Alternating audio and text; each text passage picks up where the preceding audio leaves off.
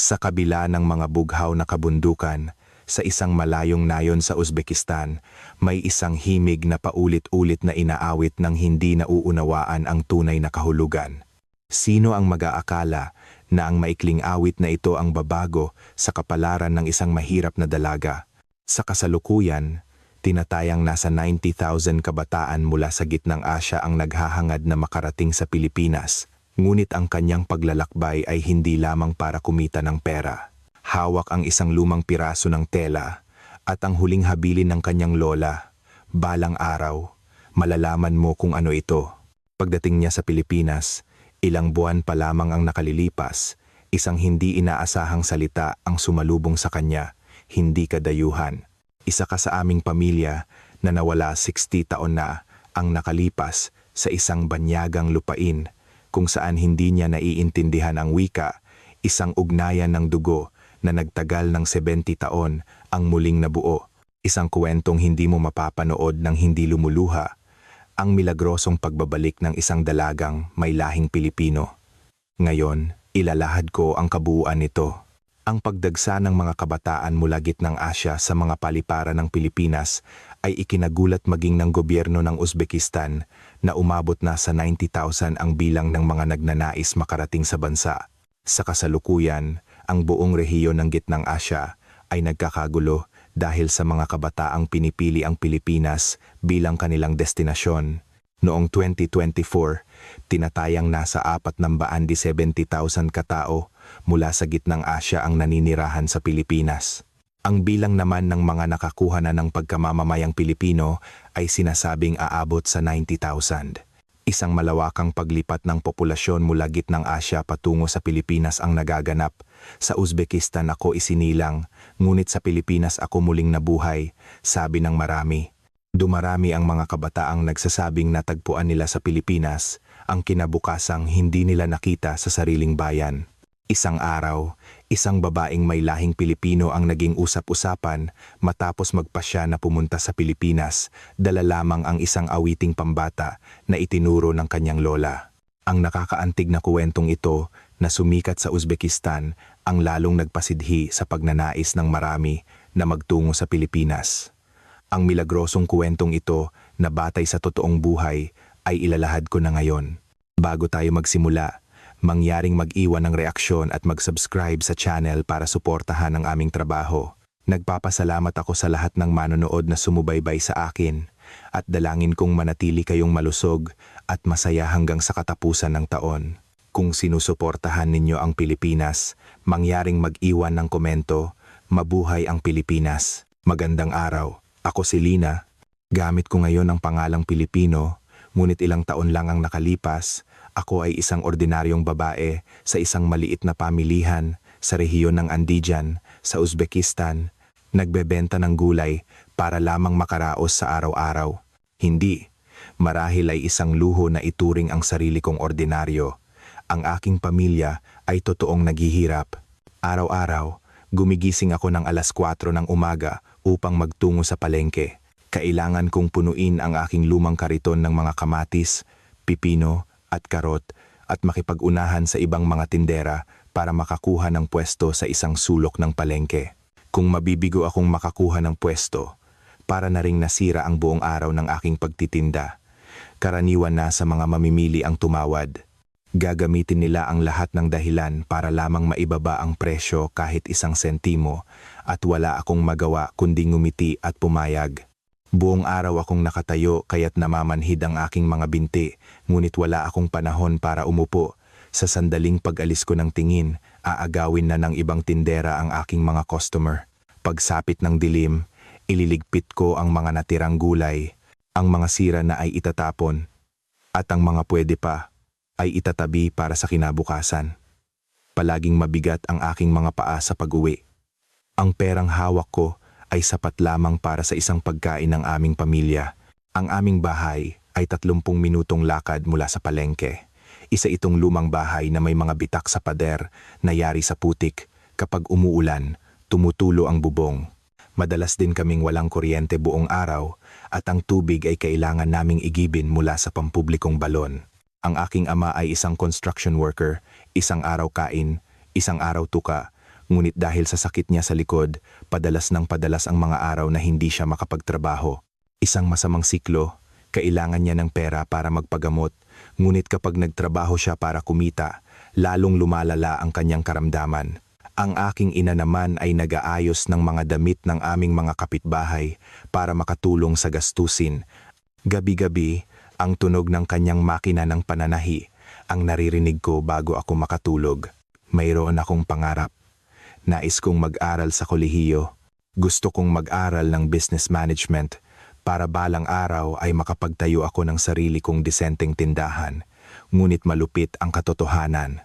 Ang matrikula sa kolehiyo ay mas malaki pa sa isang taong kita ng aming pamilya. Kahit makapasa ako, wala kaming paraan para tustusan ito. Ang aking mga kaibigan ay isa-isang nag-aasawa at lumilipat ng tirahan. Sa edad na 26, madalas kong marinig sa paligid na dapat na rin akong mag-asawa. Ngunit ano ang saysay ng pag-aasawa kung sa isa ring mahirap na pamilya ako mapupunta? Gusto ko lang makatakas sa ganitong buhay. Nais kong makahanap ng paraan para baguhin ang buhay ng aking pamilya sa anumang paraan. Sa gitna ng lahat ng ito, ang tanging aliw ko ay ang mga alaala ng aking lola.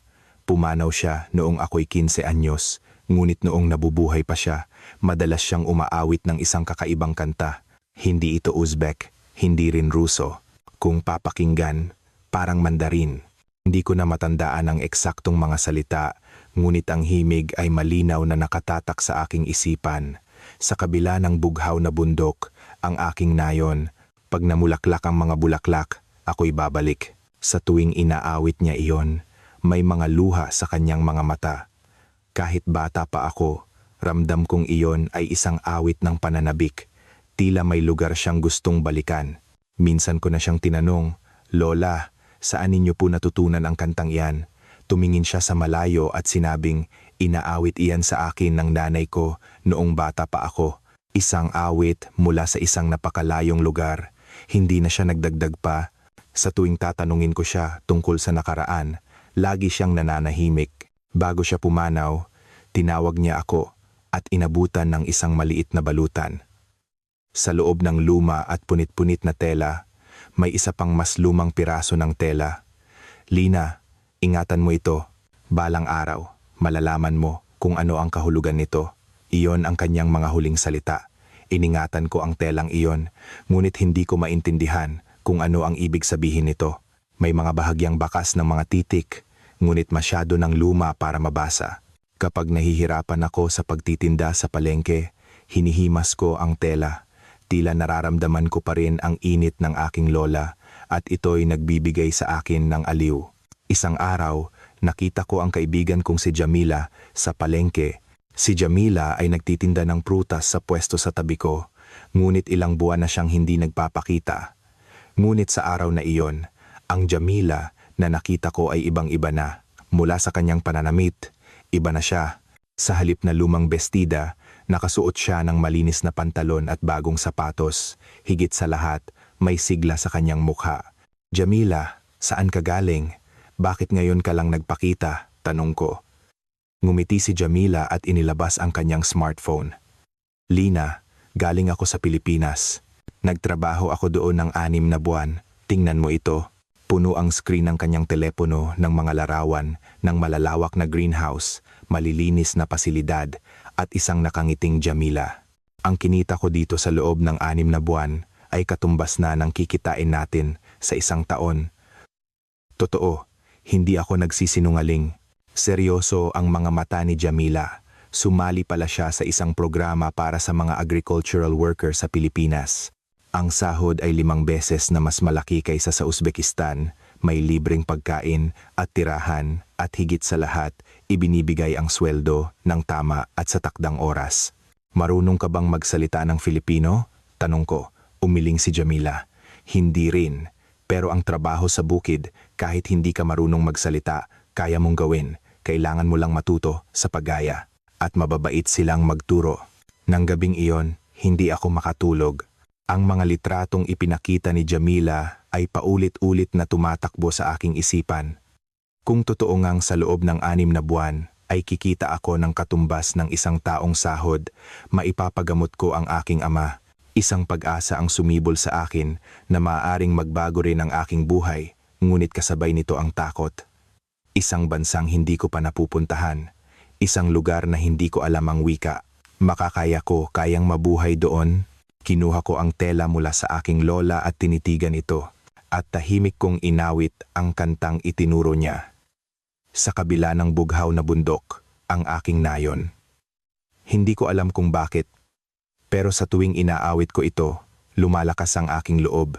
Pakiramdam ko, noong bata pa ang lola ko, naglakbay din siya sa isang malayong lugar. Sabi ni Itay, noong bata raw si lola, kasama niya ang kanyang pamilya na dumating dito mula sa isang napakalayong lugar. Kung nagawa niya, siguro kaya ko rin. Kinaumagahan, buo na ang aking desisyon. Tinawagan ko si Jamila at nagtanong ng detalye tungkol sa programa. Paano mag-apply? Anong mga dokumento ang kailangan? Magkano ang gastos? Mabait na ipinaliwanag ni Jamila ang lahat. Pumunta ka sa munisipyo, may mga anunsyo doon. Mag-apply ka lang. Basta kumpleto ang papeles mo, siguradong matatanggap ka. Agad akong nagtungo sa munisipyo. Sa bulletin board, nakapaskil nga ang anunsyo para sa mga agricultural workers sa Pilipinas. Nang makita ko ang malaking sahod na nakasulat, kumabog ang aking dibdib. Ito na ang pagkakataon para sa akin. Isang pagkakataong hindi ko dapat palampasin. Kinuha ko ang anunsyo at umuwi, nanginginig pa rin ang puso. Dahan-dahan kong kinausap ang aking ina na naghahanda ng hapunan sa kusina. Nay, gusto ko pong pumunta sa Pilipinas. 6 na buwan lang po akong magtatrabaho. Sapat na para maipagamot si Itay. Natigilan ang aking ina. Maging si Itay na nakaupo sa harap ng makina ng pananahi ay napatingin. Pilipinas? Anong sinasabi mo? Puno ng pag-aalala ang boses ni Inay. Ipinaliwanag ko ang lahat ng sinabi ni Jamila at ang nakasulat sa anunsyo, kung ano ang programa, magkano ang kikitain, at kung gaano ito kaligtas. Ngunit umiling ang aking ina, hindi maaari. Paano ka pupunta sa malayong lugar na iyon ng mag-isa? Babae ka pa naman at hindi mo alam ang kanilang salita. Natural lamang ang pag-aalala ni Inay. Ako man ay natatakot. Ngunit hindi ko na kayang mabuhay ng ganito. Nay, ayoko na pong magbenta ng gulay habang buhay. Pakiusap po, bigyan ninyo ako ng isang pagkakataon. Puno ng pagsusumamo ang aking boses. Dahan-dahang nagsalita ang aking ama. Lina, naiintindihan ko ang nararamdaman mo, pero sa isang banyagang lupain, walang nakakaalam kung ano ang maaaring mangyari sa iyo. Hindi ko po ito ginagawa para lang sa pagpapagamot ni Itay. Ginagawa ko po ito dahil gusto ko talagang baguhin ang buhay ko. Sa mga salita kong iyon, natahimik ang aking mga magulang. Ang hapunan ng gabing iyon ay nabalot ng mabigat na katahimikan. Kinabukasan, sinimulan kong ihanda ang aking mga dokumento, pag-a-apply ng pasaporte, medical examination, police clearance, napakaraming kailangan.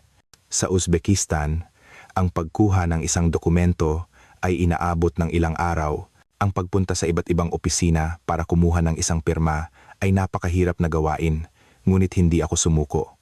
Gabi-gabi, kinakanta ko ang awit ng aking lola para palakasin ang aking loob. Sa kabila ng bughaw na bundok, ang aking nayon. Pag namulaklak ang mga bulaklak, ako'y babalik.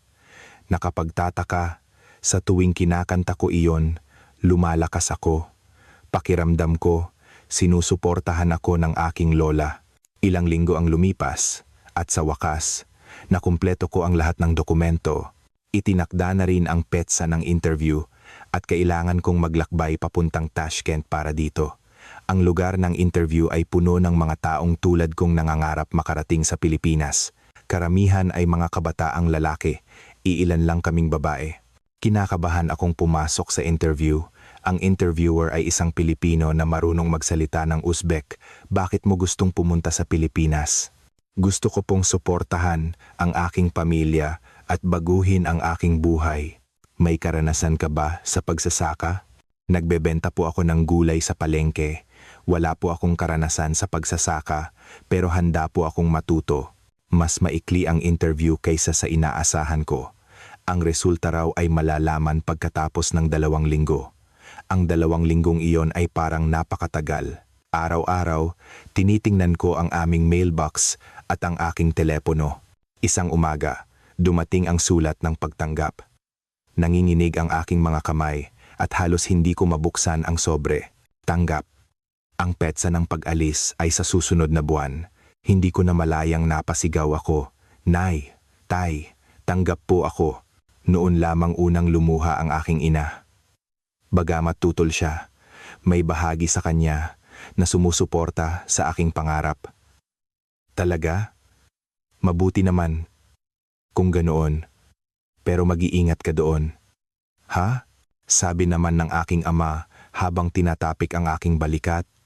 Ang lola mo rin ay naglakbay sa malayong lugar noong bata pa siya. Lakasan mo ang iyong loob, Lina. Nang marinig ko iyon, uminit ang aking dibdib. Mabilis na lumipas ang panahon ng paghahanda. Nag-empake ako, nagpaalam sa mga kaibigan, nagbukas ng bank account, nabalitaan ng mga taga-nayon at isa-isa silang dumalaw. Lina, yayaman ka na siguro sa Pilipinas. Mag-iingat ka ha, ikaw ang karangalan ng ating nayon. Gabi bago ang aking pag-alis, nagsalo-salo ang aming pamilya. Naghanda si inay ng mga paborito kong pagkain, plav, manti, shashlik, mga pagkaing karaniwang inihahanda lang tuwing may okasyon. Pagdating mo sa Pilipinas, hindi mo na matitikman ang mga ito, kaya kumain ka ng marami, sabi ni inay habang namumula ang kanyang mga mata. Pagkatapos kumain, mahinang nagsalita si itay. Lina, gusto mo bang dalawin natin ang puntod ng lola mo? Tumango ako. Kinaumagahan, maaga kaming pumunta sa puntod ni lola. Matagal ko na itong hindi nadadalaw kaya't may ilang damo ng tumubo. Inalis ko ang mga damo at nilinis ang lapida. Lola, pupunta na po ako sa Pilipinas. Pupunta po ako sa bayan ng kantang inaawit ninyo. Umupo ako sa harap ng lapida at tahimik na inawit ang kanta ng aking lola. Sa kabila ng bughaw na bundok, ang aking nayon. Pag namulaklak ang mga bulaklak, ako'y babalik. Habang kumakanta, tumulo ang aking mga luha.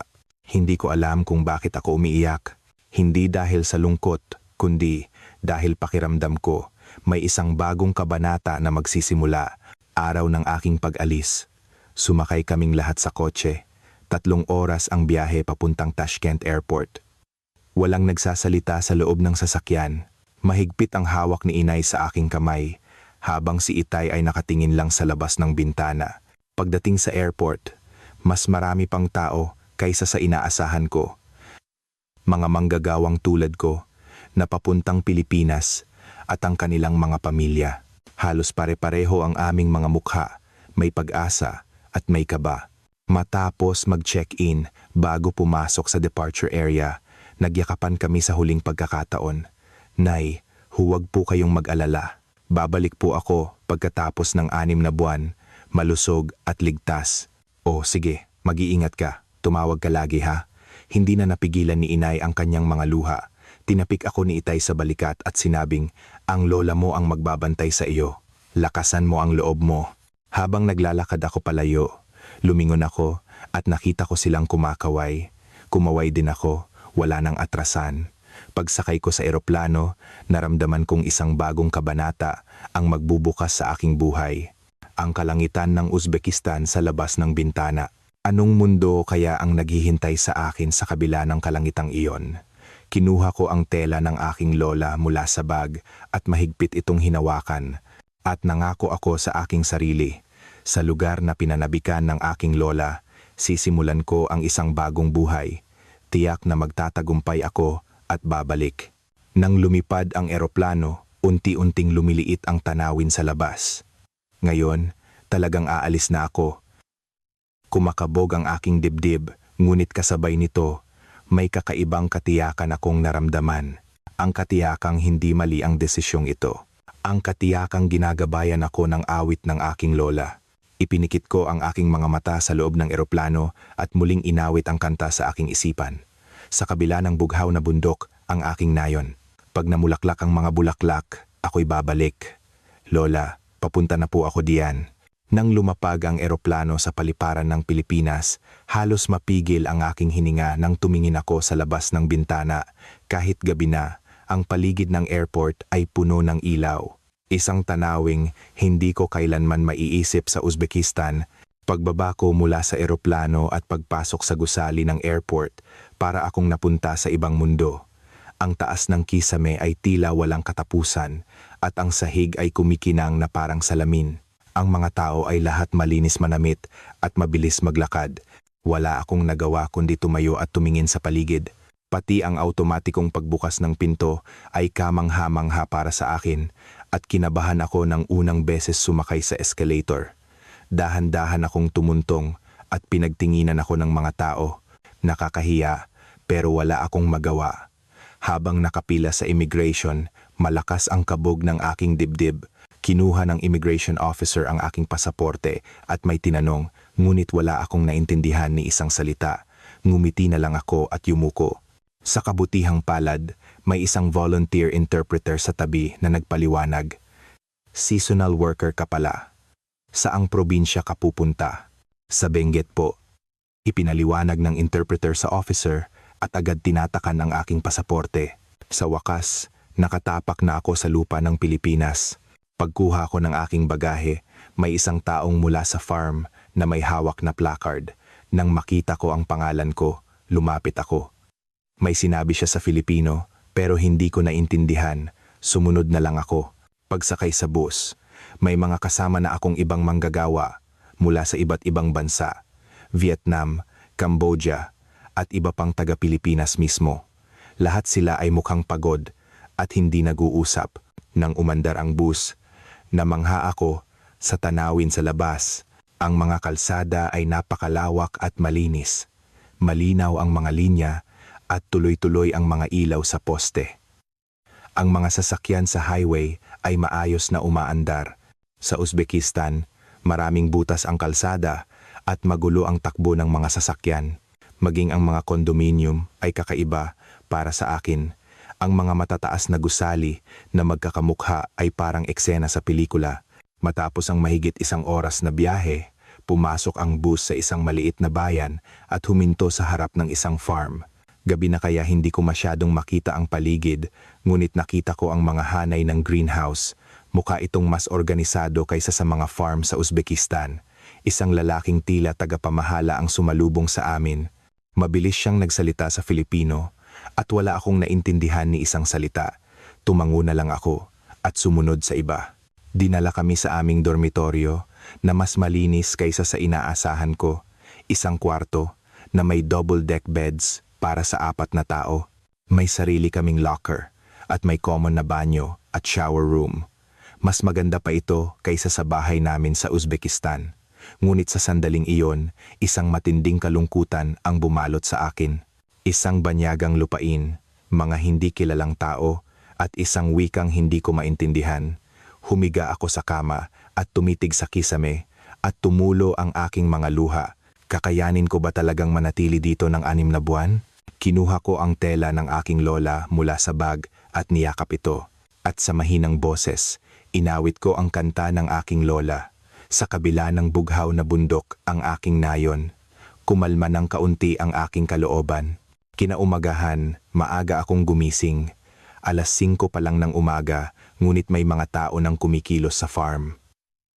Pagkatapos ng simpleng almusal, nagsimula na agad ang trabaho. Ang gawain ko ay magtanim ng mga punla ng bell pepper. Ipinakita ng tagapamahala kung paano, ngunit kahit ipaliwanag niya, wala akong maintindihan.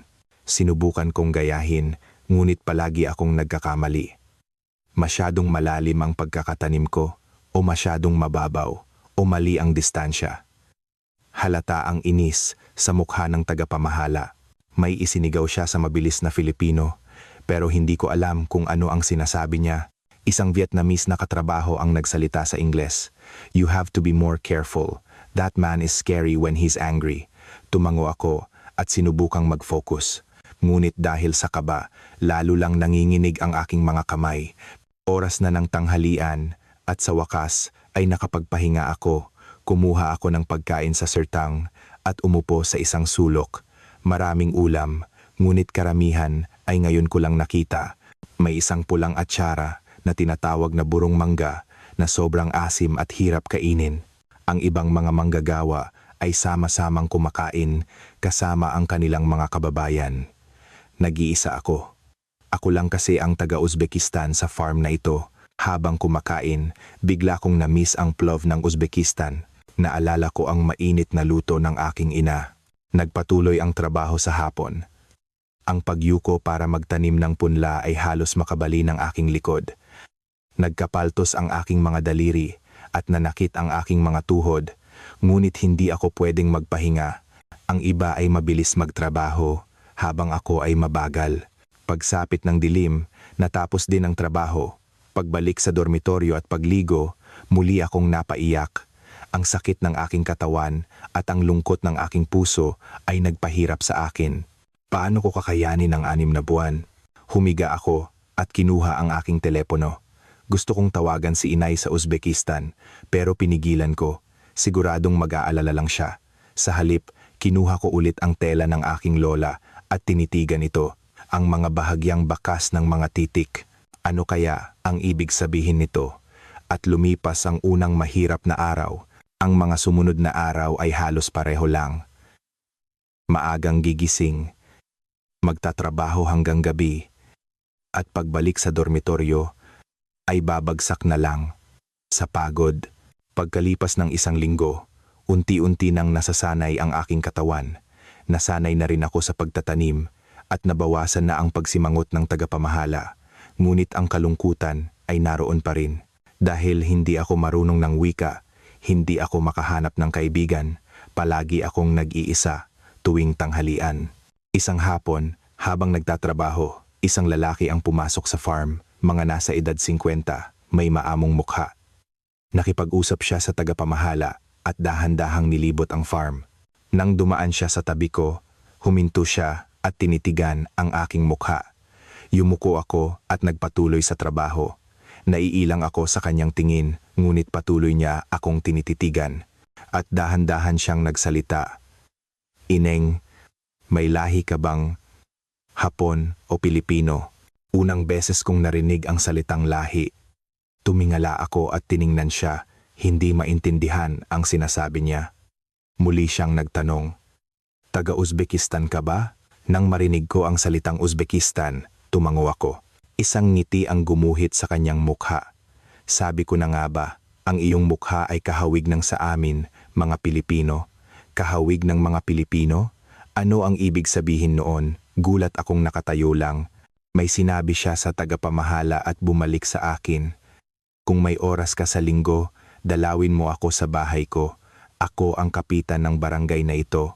May gusto akong sabihin sa iyo. Mabait ang tono ng kanyang pananalita, ngunit hindi ko naintindihan ang eksaktong sinasabi niya. Naramdaman ko lang ang kabaitan niya.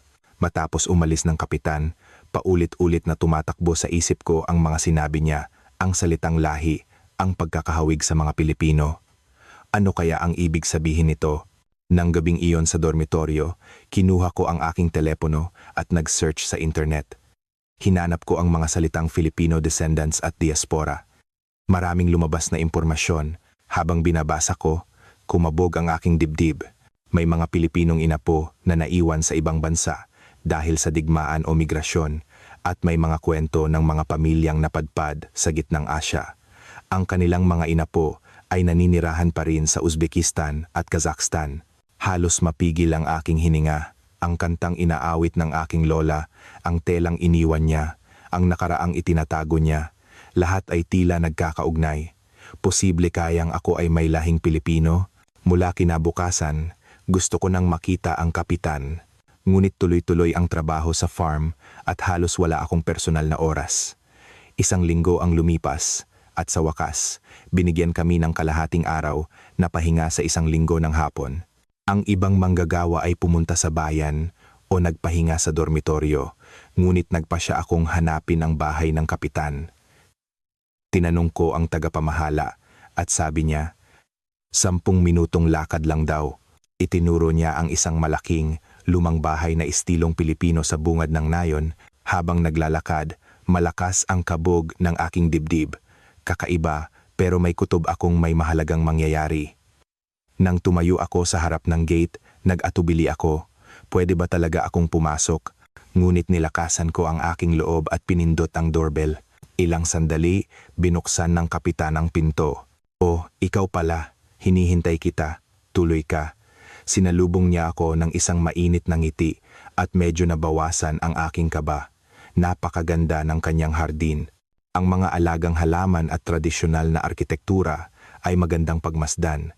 Isang tanawing hindi ko makikita sa Uzbekistan. Pinaupo niya ako sa sala at naghain ng tsaa ang kanyang asawa. "Ito ang salabat, subukan mo."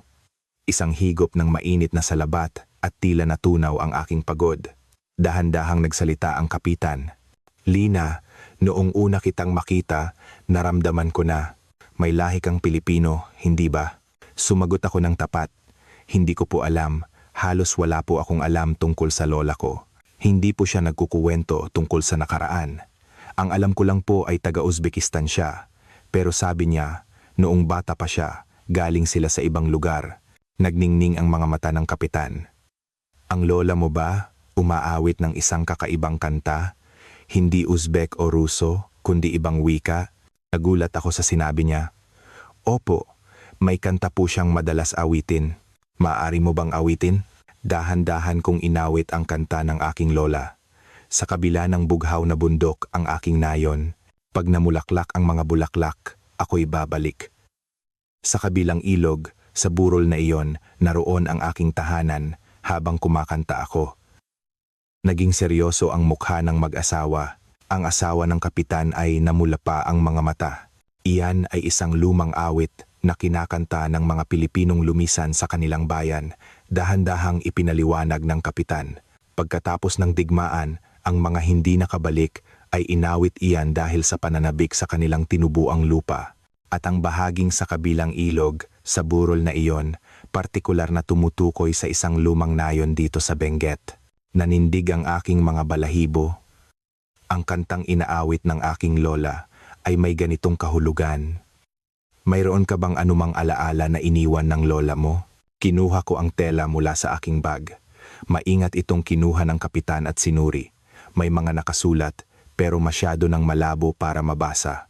Kumuha ng magnifying glass ang kanyang asawa. Sa pamamagitan nito, bahagyang nakita ang mga titik. Parang isang pangalan na nagsisimula sa Su. Sabi ng kapitan, "Sumiko. Posible kayang Sumiko ang pangalan ng lola mo?" Lalong kumabog ang aking dibdib. "Sandali, may ipapakita akong litrato." Pumasok ang kapitan sa isang silid at bumalik na may dalang lumang litrato. Ito si Lolo Pedro Reyes. Noong dekada 60, nagpadala siya ng sulat mula sa Uzbekistan. Sa itim at puting litrato, isang matandang lalaki na nakasuot ng barong ang nakatayo. Noong nabubuhay pa siya, sinasabi niyang may pamilya siyang naiwan sa Uzbekistan, lalo na hinahanap niya ang kanyang apo. Halos mapigil ang aking hininga. Agad tumawag ang kapitan. Tila kausap niya ang tagapamahala ng historical records ng barangay. Pagkalipas ng 10 minuto, may ipinadalang litrato sa kanyang telepono. Isang lumang dokumento. Paghahanap sa pamilya, Pedro Reyes. Ipinanganak noong 1920. Lugar ng kapanganakan, Benguet. Hinahanap na kapamilya, Apo Reyes Sumiko. Sumiko. Nang marinig ko ang pangalang iyon, may biglang pumasok sa aking isipan. Ang sinabi ng aking lola bago siya pumanaw. Ang pangalan ko noon ay Sumiko. Noong una, hindi ko naintindihan. Ngunit ngayon, naiisip ko, iyon pala ang kanyang pangalang Pilipino-Hapon. "Kapitan, Sumiko po ang pangalan ng lola ko." Sabay na napatingin sa akin ang mag-asawa. "Totoo?" "Opo." Minsan niya itong nabanggit bago siya pumanaw. Nagliwanag ang mukha ng kapitan. Halos sigurado na ito, ang lola mo ang apo na hinahanap ni Lolo Pedro. Hinawakan ng asawa ng kapitan ang aking kamay. "Lina, hindi ka lang isang dayuhang manggagawa. Isa kang kapamilya na bumalik sa ating nayon." Bumuhos ang aking mga luha. Pero may mas nakakagulat pang katotohanan, maingat na sinabi ng kapitan. Si Lolo Pedro ay malayong kamag-anak ng aming pamilya. Tiyo ko siya. Hindi ako makapagsalita. Ibig sabihin po, magkamag-anak din tayo ni kapitan? Ganoon na nga. Pagkatapos ng 60 taon, muling nagkita ang pamilya. Nang gabing iyon, marami kaming napag-usapan sa bahay ng kapitan. Ang kasaysayan ng mga Pilipinong may lahing Hapon, ang sakit ng sapilitang paglikas, at ang maraming inapo na naghahanap ng kanilang mga ugat. Lina, ngayon, may pagpipilian ka na, seryosong sabi ng kapitan. Maaari kang mag-apply para sa pagkamamamayang Pilipino. Mayroong espesyal na programa para sa mga may lahing Pilipino. Kung mapapatunayan mong Pilipino ang iyong ninuno, maaari kang maging isang mamamayang Pilipino. Pagka mamamayang Pilipino, maging isang Pilipino. Pero kailangan po ng mga dokumento, hindi po ba? Ang kanta ng lola mo, ang tela, at ang dokumento ng paghahanap sa pamilya, sapat na itong ebidensya. Tutulungan kita. Nang gabing iyon, pabalik sa dormitoryo, tumingala ako sa langit na puno ng bituin. Lola, nandito na po ako sa lupang pinanabikan ninyo. Pag-uwi, tinawagan ko ang aking mga magulang sa Uzbekistan. Ipinaliwanag ko ang lahat ng nangyari. Napaiyak ang aking ina. Kaya pala, buong buhay niyang inawit ang kantang iyon. Nay, susubukan ko pong mag-apply para maging Pilipino. Gusto kong tuparin ang pangarap ni Lola. Sige, anak, gawin mo. Tiyak na tutulungan ka ng lola mo. Pagkababa ng telepono, muling kinuha ko ang tela ng aking lola. Reyes Sumiko, ang tunay na pangalan ng aking lola. At nangako ako. Ang pangarap na hindi niya natupad sa buong buhay niya, ako ang tutupad. Mula nang makilala ko si Kapitan, tuluyang nagbago ang aking buhay. Sa araw, nagtatrabaho pa rin ako sa farm, nagtatanim at nag-aalaga ng bell pepper. Ngunit sa gabi, abala ako sa paghahanda para sa aking citizenship application. Malaki ang naitulong ni Kapitan. Una, nakipag-ugnayan siya sa isang asosasyon ng mga Filipino-Japanese at kumuha ng listahan ng mga kinakailangang dokumento. Nang makita ko ang listahan, napabuntong hininga ako. Birth certificate, family registry, birth record ng lola ko, at iba't ibang dokumento na magpapatunay na may lahi akong Pilipino. Walang madali sa mga ito. Huwag kang mag-alala. Dahan-dahan nating ihanda ang lahat, sabi ni Kapitan, ngunit hindi ko maiwasang panghinaan ng loob. Tumawag ako sa aking mga magulang sa Uzbekistan at pinakiusapang hanapin ang anumang dokumento na may kaugnayan kay Lola. Hinalughog ng aking ina ang bawat sulok ng bahay. Ilang araw ang lumipas, may magandang balita si Inay. Lina, nakita ko ang isang lumang dokumento ng lola mo. Nakasulat sa Russian, pero parang tungkol sa kapanganakan niya. Kumabog ang aking dibdib. Inay, picturean ninyo at ipadala sa akin. Agad dumating ang larawan. Isang luma at naninilaw na papel na may mga nakasulat gamit ang Russian typewriter. Ipinakita ko ito kay Kapitan na ipinasalin ito sa isang kakilalang marunong mag-Russian. Ang resulta ay kamangha-mangha. Ipinanganak noong 1920s. Lugar ng kapanganakan, Benguet, Pilipinas. Tala ng paglipat sa gitnang Asya noong 1937. Malinaw na ebidensya na sa Pilipinas nga ipinanganak ang aking lola. Ngunit ang problema ay kung paano ito opisyal nakikilalanin. Kailangan itong manotaryo at ma-authenticate para maisumite sa gobyerno ng Pilipinas. Tumawag kami sa embahada ng Uzbekistan, ngunit sinabing komplikado ang proseso at matatagalan. Aabutin ng hindi bababa sa 3 buwan, sabi ng staff. Nadismaya ako, ngunit hindi ako pwedeng sumuko. Pagkatapos ng trabaho sa farm, gabi-gabi akong nagsusulat ng mga papeles. Kasabay nito, kailangan kong mag-aral ng Filipino. Isa sa mga rekisito para sa citizenship ay ang pagkakaroon ng basic na kaalaman sa wika. Ang anak ni Kapitan, si Ate Che, ang nagtuturo sa akin tuwing weekend. Lina, simulan natin sa abakada. Ang mga titik mismo ay bago sa akin. Nahirapan ako sa simula. Ate, huwag mong madaliin ang pag-aaral, dahan-dahan lang, sabi ni Ate Che. Dahil sa kanyang pagpapalakas ng loob, gabi-gabi kong pinag-aaralan ang alpabeto, paulit-ulit kong isinulat ang A, ba, ka, da, at nagsaulo ng mga simpleng salita. Bell pepper, kamatis, tubig, lupa, buto. Sinimulan ko sa mga bagay na nakikita ko araw-araw sa farm. Isang araw, Inutusan ako ng tagapamahala sa Filipino. At nang maintindihan ko at gawin ito, nagulat siya. Uy, nag-aaral ka ng Filipino? Opo, unti-unti po. Kahit mali-mali ang aking bigkas, naintindihan niya. Hindi ko maipaliwanag ang saya na naramdaman ko noon. Ngunit ang Filipino Language Proficiency Test ay mas mahirap kaysa sa inaasahan. Noong unang beses akong kumuha ng exam, nalito agad ako pagkatanggap ng test paper. Ang bilis ng mga usapan sa listening part at ang reading part ay puno ng mga salitang hindi ko alam. Sa writing part, kailangan kong isulat ang simpleng pagpapakilala sa sarili, ngunit nanginginig ang aking mga kamay at pangit ang aking sulat. Bagsak. Nang matanggap ko ang resulta, napaiyak ako. Kung ang simpleng exam na ito ay hindi ko maipasa, paano pa kaya ang iba? Pagbalik sa dormitoryo, humiga ako at gusto ko nang sumuko. Biglang tumunog ang aking telepono, si Kapitan. Lina, narinig kong bumagsak ka raw. Ayos ka lang? Pasensya na po, Kapitan. Masyado po yata akong mahina. Hindi yan totoo. Sino ba ang pumapasa sa unang subok? Ako nga, 3 beses kumuha ng driver's license exam. Natawa ako sa biro niya. Maghanda ka ulit, hahanapan kita ng mas magaling na guro. Huwag kang susuko. Ang tawag na iyon ang muling nagbigay sa akin ng lakas. Kinabukasan, mas lalo akong nagsikap. Ipinakilala ako ni Kapitan sa isang multicultural center kung saan may libreng klase sa Filipino. Doon, marami akong nakilalang dayuhan na nag-aaral din ng wika. Isang Vietnamese na asawa ng Pilipino, isang caregiver mula sa Pilipinas, isang estudyanteng taga-Cambodia. Lahat sila ay may kanya-kanyang dahilan. Ako rin, 2 beses bumagsak. Sa pangatlo ako pumasa, sabi ng isang Vietnamese. Huwag kang susuko, papasa ka rin. Laban lang. Malaking tulong ang kanilang suporta. 2 buwan ang lumipas. Kumuha ako ng pangalawang exam. Mas handa na ako. Medyo naiintindihan ko na ang listening at nababasa ko na ang reading.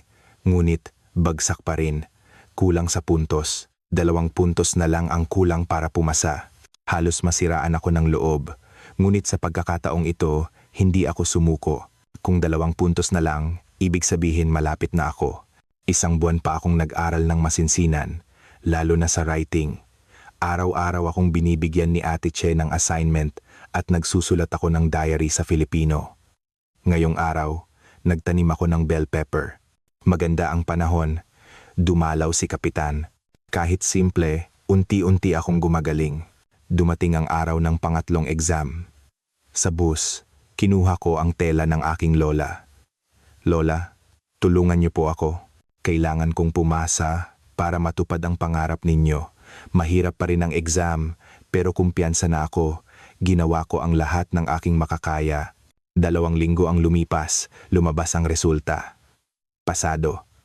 Nang matanggap ko ang sertipiko, gusto kong sumigaw sa pangatlong subok. Agad kong tinawagan si Kapitan. Kapitan, pasado po ako. Talaga? Congratulations, Lina. Naniniwala ako sa'yo.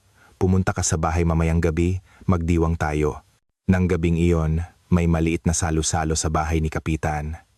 Nandoon ang kanyang pamilya, si Ate Che, at ang mga guro mula sa center. Nalagpasan mo na ang unang pagsubok. Ngayon, simulan na natin ang paghahanda ng mga papeles, sabi ni Kapitan. Pagkatapos pumasa sa exam, sinimulan na namin ang paghahanda ng papeles para sa special naturalization. Nakipagtulungan si Kapitan sa Filipino-Japanese Association para tulungan ako. Ang unang hakbang ay ang opisyal na pag-authenticate ng birth record ni Lola. Ang pinsan ko sa Uzbekistan ang tumulong sa pag-aasikaso nito. Lina, napakakomplikado dito. Pabalik-balik ako sa mga opisina, reklamo niya. Naawa ako, ngunit nagpapasalamat. Pagkalipas ng ilang linggo, dumating sa Pilipinas ang authenticated document. Sunod ang proseso sa Pilipinas. Pumunta kami sa Bureau of Immigration para magpakonsulta. Mabait ang staff, ngunit habang nakikinig ako, lalo kong nararamdamang komplikado ito. Mas madali raw ang proseso para sa mga may lahing Pilipino, ngunit marami pa rin kailangang patunayan. Ipinakita sa amin ang checklist. Birth record ni Lola, family tree, na naguugnay sa amin, mga dokumento tungkol sa sapilitang paglikas at testimonya mula sa komunidad ng mga Filipino-Japanese. Ang pagpapatunay ng ugnayan ng pamilya ang pinakamahalaga. Kailangan ng mga dokumento na nagpapakita ng koneksyon mula kay Lola, papunta kay Inay, at sa akin. Muli, ang pinsan ko sa Uzbekistan ang nag-asikaso, ngunit may naging problema. Nawawala ang ilang record mula sa henerasyon ni Lola. Maraming dokumento ang hindi naingatan noong panahon ng Soviet Union. Paano na ito? Sabi ko kay Kapitan. Kailangan natin ng testimonya. Subukan nating kumuha mula sa Filipino-Japanese Association, mungkahi niya. Nakipag-ugnayan kami at nakahanap sila ng isang matandang Filipino-Japanese na mula sa parehong lugar ni Lola. Naaalala niya si Lola. Sumiko, parang narinig ko na ang pangalang iyan. May batang ganoon ang pangalan sa aming nayon noon. Isang testimonya mula sa isang 80 anyos na lola. Hindi man ito tiyak, malaking tulong ito para ilarawan ang sitwasyon noon. Gumawa ang asosasyon ng opisyal na testimonya na isinama namin sa aplikasyon. Malaki rin ang naitulong ni Kapitan. Kumuha siya ng opisyal na kopya ng family search document ni Lolo Pedro mula sa barangay. Malinaw na nakasulat doon ang pangalan ng hinahanap na apo, Reyes Sumiko. Ito ang magiging matibay na ebidensya, sabi ni Kapitan. Pati ang kanta ni Lola ay isinumite namin bilang ebidensya.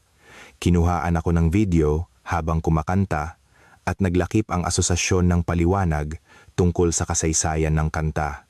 Ang awit na ito ay kinanta noong 1950s ng mga Filipino-Japanese sa Asia, isang awit ng pananabik sa kanilang bayang Sinilangan sa Benguet. Halos 5 buwan ang inabot para makumpleto ang lahat. Sa araw, nagtatrabaho ako at sa gabi, nag-aasikaso ng papeles. Pagod ang katawan, ngunit puno ng pag-asa ang puso. Sa wakas, nakumpleto ang lahat. Isang makapal na folder ng mga ebidensya ng aking buhay. Birth record ni Lola, family tree, family search document, testimonya, language test result, at larawan ng tela ni Lola. Tara na, isumite na natin, sabi ni Kapitan, na sinamahan ako sa Bureau of Immigration. Nang isumite ko ang mga dokumento, halo-halong kaba at pag-asa ang naramdaman ko, natanggap na namin. Ang siyensa ay karaniwang tumatagal ng 3 hanggang 6 na buwan, sabi ng staff. 6 na buwan.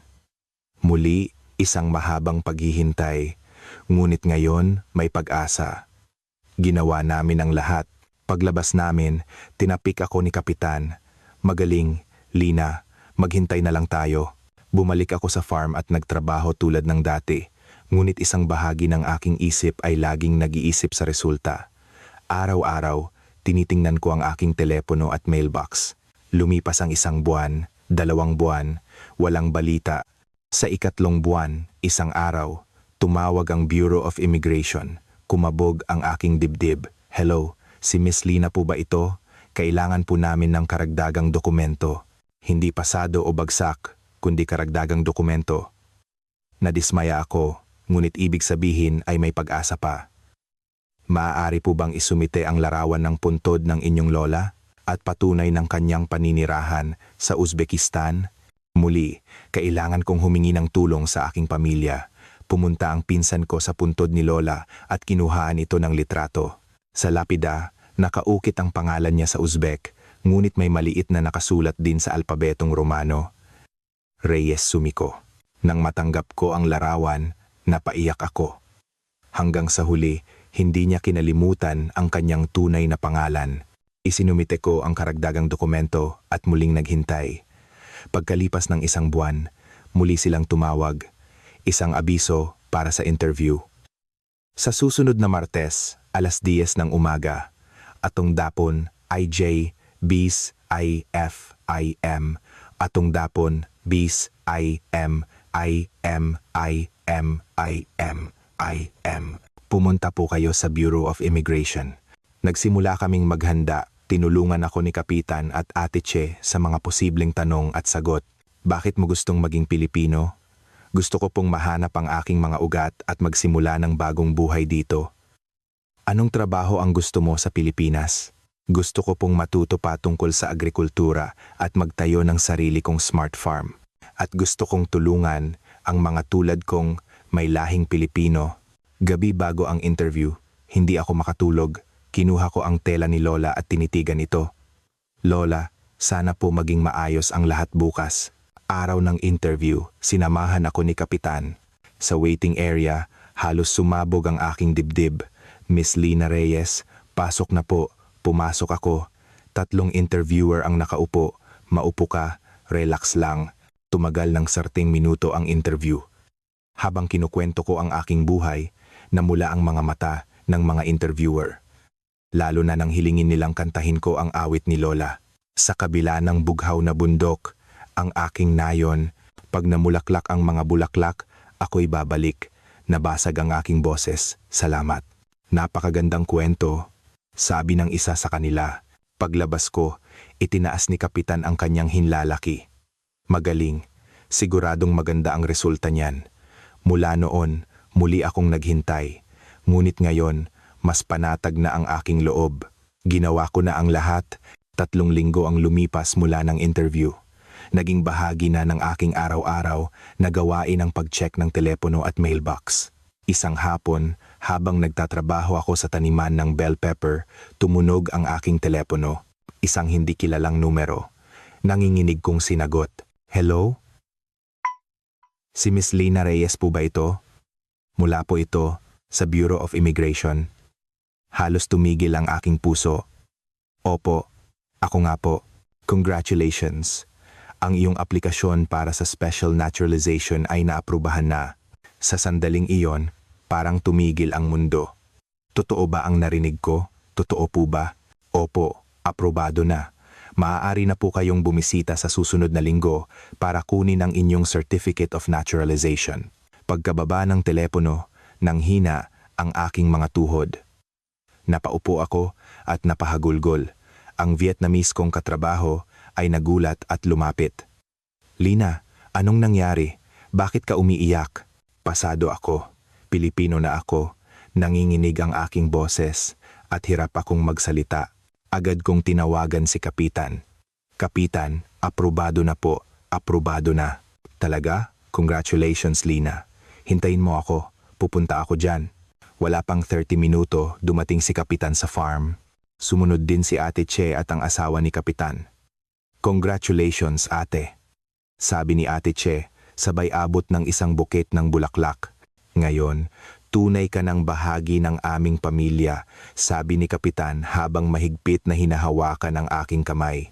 Nang gabing iyon, may salo-salo sa bahay ni Kapitan. Dumating din ang ilang matatanda sa nayon. Congratulations, Lina. Isa ka ng taga-nayon natin. Ang anak na bumalik pagkatapos ng 60 taon, muli akong napaiyak sa kanilang mainit na pagtanggap. Puno ang mesa ng masasarap na pagkaing inihanda ng asawa ni Kapitan. Kabilang dito ang isang malaking lechon. Ang lechon ay inihahanda tuwing may espesyal na okasyon sa Pilipinas, paliwanag ni Kapitan. Ngayon ang pangalawang kaarawan mo, Lina, kaya naghanda kami nito. Pangalawang kaarawan. Tumagos sa puso ko ang mga salitang iyon. Ngayon nga, muli akong isinilang. Tinawagan ko rin ang aking mga magulang sa Uzbekistan. Nay, Tay, pasado po ako. Pilipino na ako. Humagulgol ang aking ina. Siguradong masayang-masaya ang lola mo. Ipinagmamalaki ka namin, Lina. Nay, kapag naging stable na po ako, kukunin ko kayo dito. Mayroon daw pong family visa. Darating din ang araw na iyan. Sa ngayon, mag-ingat ka at magpalakas. Pagkababa ng telepono, kinuha ko ang tela ni Lola. Lola, nagawa ko po. Natupad ko ang pangarap ninyo. 1 linggo ang lumipas, muli akong bumisita sa Bureau of Immigration. Ngayon, para kunin ang aking Certificate of Naturalization, sinamahan ako ng buong pamilya ni Kapitan, Republic of the Philippines, Certificate of Naturalization, Lina Reyes. Sa opisyal na dokumento, nakasulat ang aking pangalan. Lina Reyes, ipinagpatuloy ang apelido ng aking lola. Congratulations, isa ka ng mamamayang Pilipino, sabi ng staff habang nakikipagkamay. Doon ko naramdamang totoo na ang lahat. Sunod, pumunta kami sa munisipyo para mag-apply ng resident certificate at ID. Ang address ko ay malapit sa farm sa Benguet. Ipinagamit sa akin ni Kapitan ang isang kwarto sa isang maliit na gusaling pag-aari niya bilang aking opisyal na address. Kukuhanan po kayo ng litrato, tumingin sa harap. Ang unang ID picture ko bilang Pilipino, makukuha ninyo ito pagkatapos ng 2 linggo. Parang napakatagal ng 2 linggo. Dumating ang araw ng pagkuha ko ng aking national ID. Nang hawakan ko ang card, napuno ng saya ang aking dibdib. Sa tabi ng aking litrato, ang aking pangalan, Lina Reyes, at ang nasyonalidad, Filipino. Isang maliit na card na tuluyang bumago sa aking buhay. Ilang araw ang lumipas, may espesyal na pagdiriwang sa munisipyo, isang welcome ceremony para sa mga bagong naturalized citizen. 5 kami, kasama ako, mula sa China, Vietnam, at isa pang taga-Uzbekistan na tulad ko, galing sa iba't ibang bansa. Ngunit ngayon, lahat kami ay Pilipino na. Nakataas ang watawat ng Pilipinas. Si Kapitan mismo ang nagbigay ng welcome speech. Kayo ngayon ay mahahalagang bahagi na ng Pilipinas. Ang inyong iba't ibang pinagmulan at karanasan ang lalong magpapayaman sa ating komunidad. Tumagos sa puso ko ang kanyang mga salita. Sa seremonya, inawit namin ang lupang hinirang sa harap ng watawat. Pagkatapos ng programa, binigyan ako ng regalo, isang watawat ng Pilipinas. Ang una kong watawat, pagbalik sa dormitoryo, maingat ko itong isinabit sa dingding. Habang tinitingnan ang pula, puti at asul na bandila, naramdaman kong tunay na akong bahagi ng bansang ito. Nang gabing iyon, habang nakahiga, inalala ko ang lahat. Ang mga araw na nagbebenta ako ng gulay sa Uzbekistan, ang sandaling nagpasya akong pumunta sa Pilipinas, ang pagkamangha sa airport, ang hirap sa farm, ang makasaysayang pagkikita namin ni Kapitan, ang paghahanap sa mga ugat ni Lola, ang mga pagsubok sa pag-aaral ng wika, at ngayon, ang pagiging isang tunay na Pilipino. Lahat ay parang panaginip. Kinuha ko ang tela ni Lola at niyakap ito. Lola, nagkita na po tayo. Ang pangarap na hindi ninyo natupad, natupad ko na. Tumulo ang aking mga luha, ngunit ngayon, ito ay luha ng kaligayahan. Kinabukasan, sa farm, binati ako ng aking mga katrabaho. Lina, congrats. Tunay ka ng Pinay, sabi ng aking kasamang Vietnamese. Maging ang tagapamahala ay bumati. Ngayon, hindi ka na seasonal worker. Pwede ka nang maging regular na empleyado. Baguhin natin ang kontrata mo. Nagbago ang aking status at working conditions. Pwede na akong magtrabaho buong taon at tumaas ang aking sahod at higit sa lahat, mayroon na akong social security benefits. Gabi, dinalaw ko si Kapitan. Kapitan, maraming salamat po. Kung hindi dahil sa inyo, imposible po ito. Hindi, Lina. Dahil hindi ka sumuko. At dahil tinulungan ka ng lola mo, nakangiting sabi ni Kapitan. Ngayon, ang tunay na simula. Isipin mo kung anong buhay ang gusto mo dito sa Pilipinas. Sa tanong na iyon, mayroon na akong sagot. Gusto ko pong matuto pa tungkol sa agrikultura at balang araw, magkaroon ng sarili kong farm. Maganda yan, tutulungan kita. May magandang agricultural technology center dito sa Benguet. Nang gabing iyon, natulog akong nangangarap. Hindi na ako isang dayuhang manggagawa. Ako ay isang mamamayang Pilipino, si Lina Reyes, ang taong nagbalik sa kanyang mga ugat at ngayon ay handa nang abutin ang mga bagong pangarap. Matapos makuha ang aking pagkamamamayang Pilipino, mabilis na nagbago ang aking buhay. Ang una kong ginawa ay mag-enroll sa isang agricultural technology center. Sa tulong ni Kapitan, bumisita ako sa Benguet Agri-Pinoy Trading Center. Gusto ko pong mag-enroll sa smart farming course. Masaya akong tinanggap ng staff. Isa po kayong naturalized citizen. Welcome po. May magsisimulang klase sa susunod na buwan. Gusto niyo po bang sumali? Siyempre, ang pag-aaral ng smart farming ay isang bagong mundo.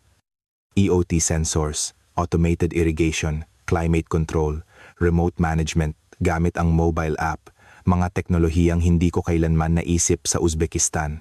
Mahirap sa simula, ngunit nakatulong ang aking karanasan sa paggamit ng mga kagamitan. Mabilis kong naunawaan ang prinsipyo ng mga electronic circuit at sensor. Ang bilis mong matuto, Lina. May karanasan ka ba sa makina? Tanong ng guro. Nagtitinda po ako noon, pero mahilig po ako sa mga makina. Masaya po akong matuto. Pagkatapos ng 3 buwan, natanggap ko ang aking certificate. Nag-enroll pa ako sa mas advanced na mga kurso, organic farming, pest management, at agricultural distribution. Habang nag-aaral, naging mas malinaw ang aking pangarap. Ngunit ang puhunan ay isang problema. Kailangan ko ng milyon-milyon para makapagsimula ng farm. Habang nag-iisip, may magandang balita si Kapitan. May financial assistance program para sa mga bagong magsasaka. Subukan mong mag-apply. Isang programa ng gobyerno para sa mga kabataang magsasaka. Maaari kang makakuha ng suporta hanggang 1.5 milyong piso. Agad akong gumawa ng business plan. Gabi-gabi, nasa harap ako ng computer. Anong pananim? Anong teknolohiya? Paano ibebenta? Tinulungan ako ng mga guro sa center. Mahalaga ang market analysis. Kailangan mong pumili ng pananim na may competitive advantage. Pinili ko ang bell pepper at kamatis, mga pananim na alam ko na at may magandang market. Gamit ang smart farming, sigurado akong mapapataas ko ang kalidad. Isinumite ko ang aking business plan at naghintay. 1 buwan, dumating ang notice para sa interview. Sa harap ng mga panelist, ipinaliwanag ko ang aking pangarap. Nandito po ako para hanapin ang ugat ng aking lola. Ngayon, gusto ko pong mag-ugat dito, sa pamamagitan ng pagsasaka. Alam ko po ang kahirapan at ang pagsisikap. Ang negosyong ito ay hindi lang pera para sa akin, ito po ang aking buhay. Tila naramdaman nila ang aking sinseridad. 2 linggo, natanggap ko ang approval. Isang halagang hindi ko kailanman kikitain sa buong buhay ko. Sa Uzbekistan, tinulungan ako ni Kapitan na makahanap ng lupa. Dito ka magsimula, huwag mong problemahin ang upa. Nagsimula ang pagtatayo ng mga greenhouse. 6 na smart farm greenhouses. Araw-araw, binibisita ko ang construction site. Sinisigurado ko ang lahat at natututo. Lina, gusto mo talagang gawin lahat ano? Natatawang sabi ng foreman. Farm ko po ito, kaya gusto kong malaman ang lahat. 2 buwan, natapos ang mga greenhouse. Nang makita ko ang mga kumikinang na istruktura, napaiyak ako. Totoo na, may sarili na akong farm. Naglagay ako ng maliit na karatula, Lina Reyes Smart Farm, nakasulat sa Filipino at Ingles. Ipinagmamalaki ko ito, sinimulan ko ang unang pagtatanim. Pinagana ang smart farming system, gamit ang app, sinusubaybayan ko ang temperatura at halumigmig at automatikong dumadaloy ang tubig, kamangha-mangha. Ngunit hindi sapat ang teknolohiya. Araw-araw, nililibot ko ang mga greenhouse at sinusuri ang mga halaman. Kulay ng dahon, kapal ng tangkay, laki ng bunga. Tama ang sinabi ni Kapitan, ang kamay pa rin ng tao ang pinakamahalaga sa pagsasaka. Ilang buwan, dumating ang unang anihan. Habang pinitas ko ang mga pulang bell pepper at kamatis, napuno ako ng emosyon. Pare-pareho ang laki at matingkad ang kulay. Ipinasuri ko ito sa center. Grade A ito. Napakagaling ng pag-aalaga mo, sabi ng staff. Naging maayos ang pagbebenta. Nag-supply ako sa mga malalaking supermarket at nagsimula rin ng online selling. Lalo na nang malaman ang aking kuwento, dumami ang order. Ang tatak na premium produce from a Filipino descendant ay naging mabenta. Ang kita sa unang buwan ay malaki at patuloy itong tumaas. Ang kinikita ko sa 1 taon sa Uzbekistan ay kinikita ko na ngayon sa 1 buwan. Kailangan ko na ng mga katulong. Kinuha ko ang 2 Vietnamese at 1 Cambodian na kasama ko sa dati kong pinagtatrabahuhan. Lina, boss ka na ngayon. Ang galing mo, sabi ng aking kaibigang Vietnamese. Tutulungan ka namin. Maliit man ang aming farm, masaya kami. Dahil mayroon na akong kakayahan, nagsimula akong mag-volunteer sa Multicultural Center. Tinutulungan ko ang mga bagong dating na dayuhang manggagawa. Mahirap po sa simula, pero huwag po kayong susuko. Kinaya ko nga po Ang aking karanasan ay naging inspirasyon sa kanila, lalo na sa mga may lahing Pilipino. Nag-iisip ka bang maging citizen? Tutulungan kita. Ang tulong na natanggap ko, ibinabahagi ko na ngayon sa iba. Lumago ang aking farm. Pagkalipas ng 1 taon, nagdagdag ako ng 3 greenhouse. Naging 5 na ang aking mga empleyado. Mas lumaki ang kita, naging stable na ang aking negosyo. Naihatid ko na rin ang magandang balita sa aking mga magulang. Nay, may-ari na po ako ng farm, malaki na rin po ang kinikita ko. Ipinagmamalaki ka namin, Lina. Sa lalong madaling panahon, kukunin ko na po kayo dito.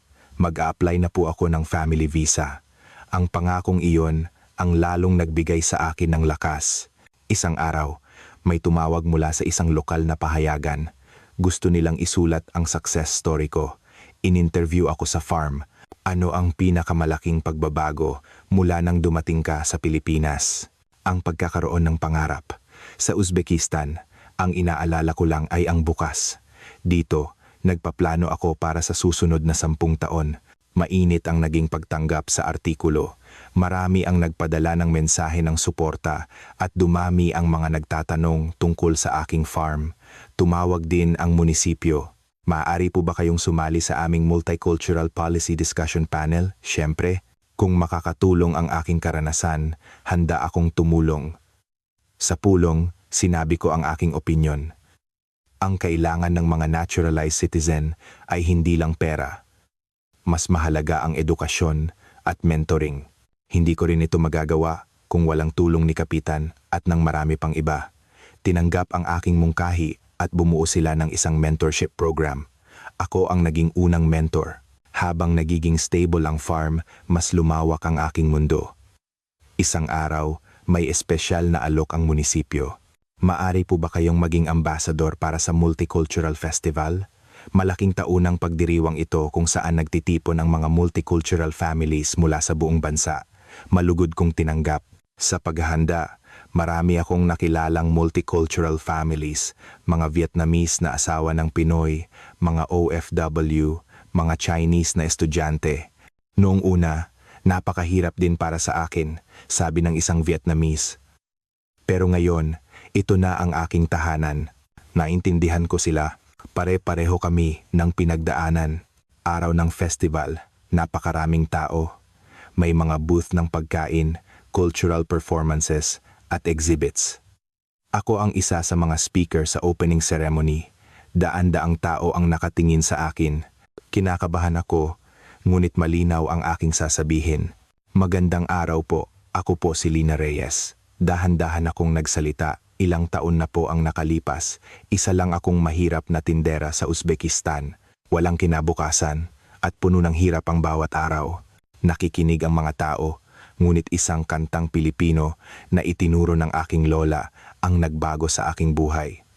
Sinundan ko ang awit na iyon at natagpuan ko dito ang aking mga ugat. Nabasag ang aking boses, ngunit nagpatuloy ako. Hindi po ako dayuhan. Isa po akong kapamilya na nagbalik. At lahat po tayo dito ay ganoon. Tayo po ang nagpapayaman sa lipunang Pilipino.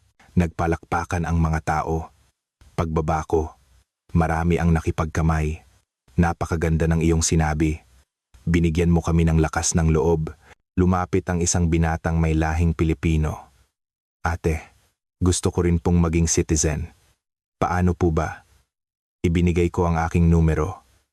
Tumawag ka lang, tutulungan kita. Mula noon, marami na ang kumukontak sa akin. Gumawa ako ng online community para sa mga may lahing Pilipino. Isang lugar para magbahagi ng impormasyon at magtulungan. Isang araw, tumawag ang isang ahensya ng gobyerno. Maaari po ba kayong maging panelist sa isang policy forum tungkol sa mga Filipino descendants? Pumunta ako sa Maynila at nakipagpulong sa mga policy maker. Ano po ang pinakamalaking hamon sa kasalukuyan? Tanong sa akin. Sumagot ako ng tapat. Tingnan po ninyo ang testimonya, hindi lang ang dokumento. Pakinggan po ninyo ang kwento, hindi lang ang mga papeles. Marami sa amin ang 70 taon nang nawalay. Natural lang na wala kaming dokumento. Ngunit ang aming mga alaala, mga awit at ang aming dugo ay hindi nagsisinungaling.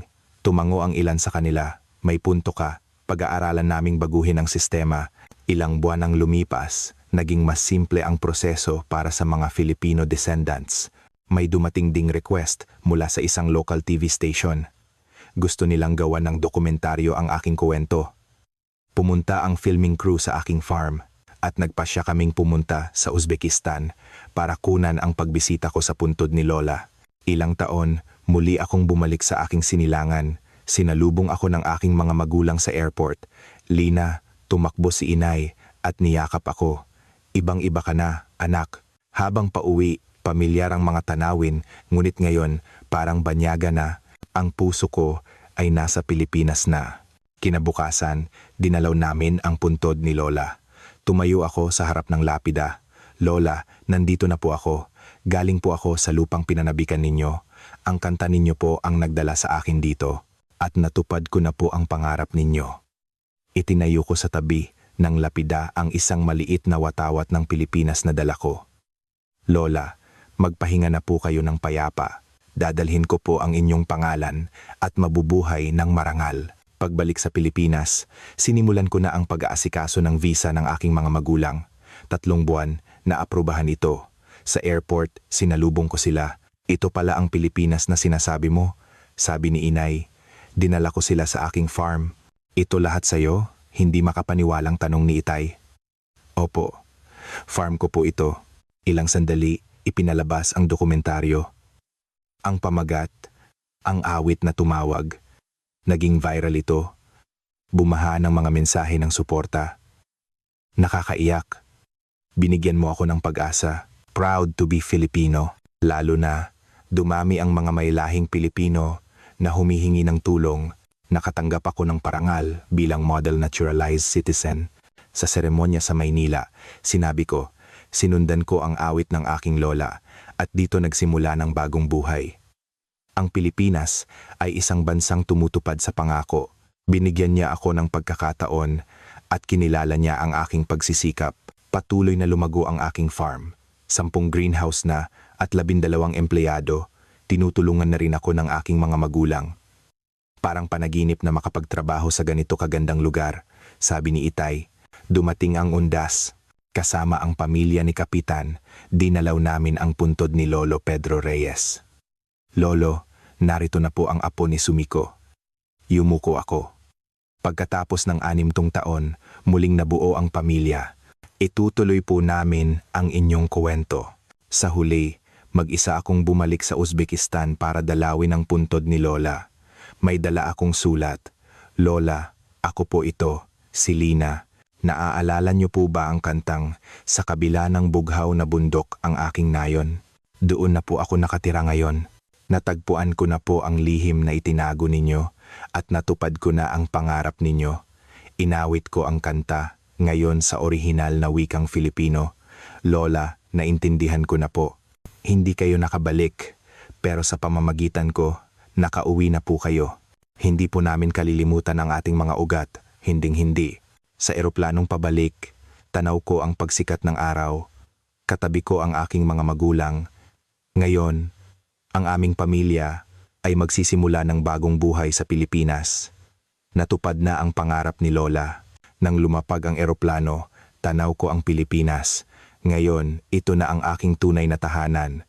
Paglabas ng airport, lumanghap ako ng malalim. Ang hangin ng Pilipinas, ang hangin ng aking bayan. Lola, nakauwi na po ako at hinding-hindi na po ako aalis. Mga kaibigan, kumusta ang kwento ni Lina? Isang piraso ng tela at isang awit ang tuluyang bumago sa kanyang buhay.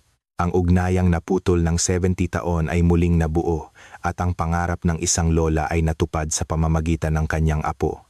Ito ang Pilipinas. Isang bansang tumutupad sa pangako, nagbibigay ng pagkakataon sa mga nagsisikap at buong pusong yumayakap sa mga nagbabalik sa kanilang mga ugat. Kung susuportahan ninyo kami, mag-iwan ng reaksyon at mag-subscribe para sa mas marami pang nakakaantig na kwento. Ito ang Special Philippines, naghahatid ng mga kwentong puno ng inspirasyon. Maraming salamat.